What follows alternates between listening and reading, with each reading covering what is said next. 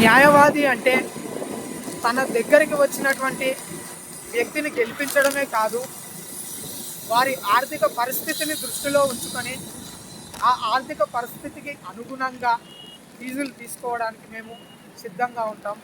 ఎందుకంటే అడ్వకేట్ అనే వ్యక్తి అడ్వకేట్ డబ్బు సంపాదించే వ్యక్తి కాదండి. తనను నమ్మి వచ్చినటువంటి వాళ్లకు న్యాయం చేసే వ్యక్తి.